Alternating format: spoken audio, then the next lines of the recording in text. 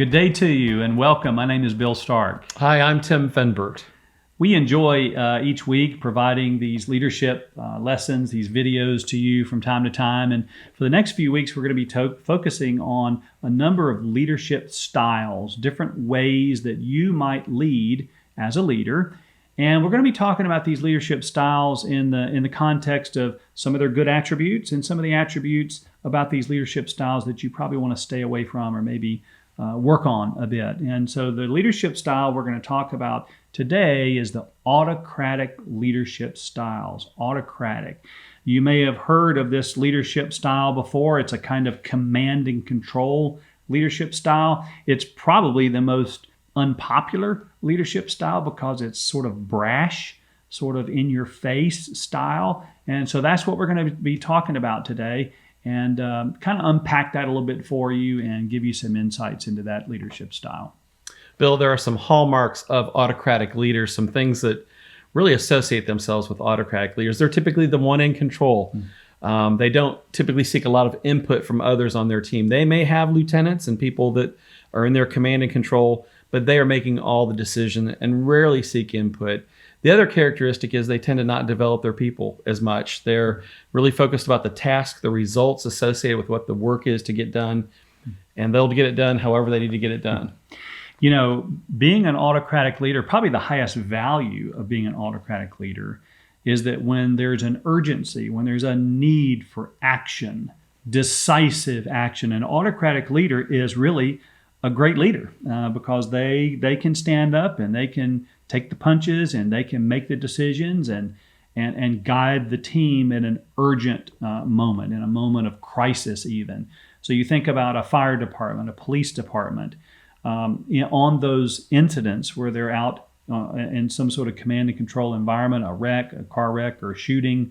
You want autocratic leaders. You want the boss to be the boss, and you want things to flow in a certain way. So in that sense, public safety, when you're out on a scene, being an autocratic leader is probably what you should do. Now, when you get back to the office and you get back to normal day-to-day business, that's when being an autocratic leader can have kind of a rough edge and actually hurt your effectiveness as a leader. But you know, Tim, I was thinking, I know we were doing some research on this earlier. Donald Trump is considered to be an autocratic leader. Martha Stewart is considered. Elon Musk. So these are people that actually have achieved a lot in this world, right? So they've been successful in many ways, but there might be some damage along the way, right? Right, and it is always about the effect that you're having on people that matters. Yeah. It isn't whether you can be effective or not effective. You absolutely can be effective, but the question is, how's that affecting the relationships on your team? And we know that autocratic leaders, as I mentioned before, the fact that they're not getting input is really one of the key hallmarks.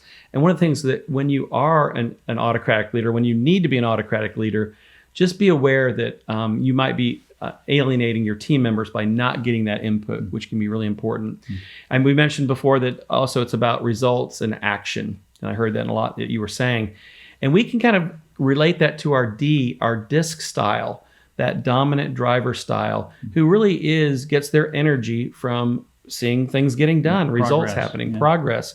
And we think that probably a lot of autocratic leaders probably are a D style on the DISC. Again, doesn't mean that you can't be effective. You can. Just understand how that's affecting your relationships because of your style.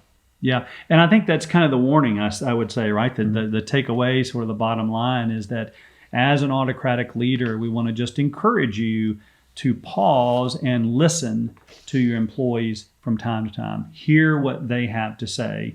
And so being a listener is one of those hallmarks. It's actually a servant leader quality, being a listener.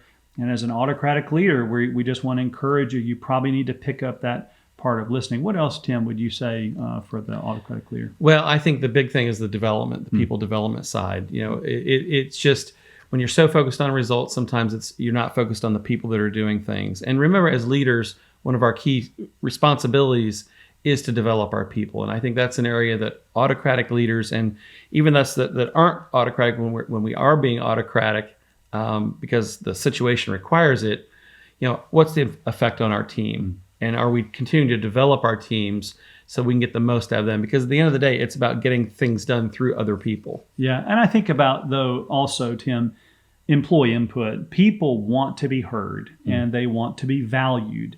And one of the best ways to value people is ask for their input, ask for their ideas.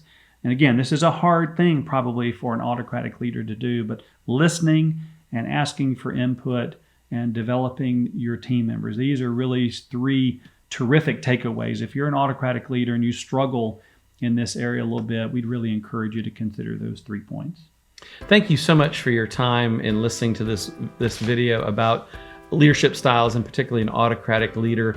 We think there's a lot of value in understanding these different styles, kind of contrasting some of the benefits, some of the strengths and weaknesses. Of course, you can find us on social media, LinkedIn, Facebook, Instagram, and of course, visit our website, LeaderGov.com. Lots of information, blogs, podcasts on a variety of topics. Thank you so much. We look forward to seeing you again soon. Have a great day.